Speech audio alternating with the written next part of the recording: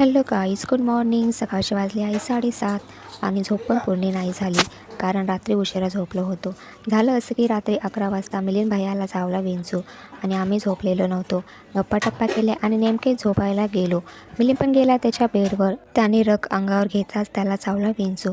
तर त्याला खूप त्रास होत होता, तर त्याला पप्पा घेऊन गेले हॉस्पिटलला. मग मी, आई आम्ही झोपलोच नाही. नंतर पप्पा मिलिंद आले, मग झोप आलीच नाही. बसलो गप्पा करत. 2 वाजले मग झोपायला.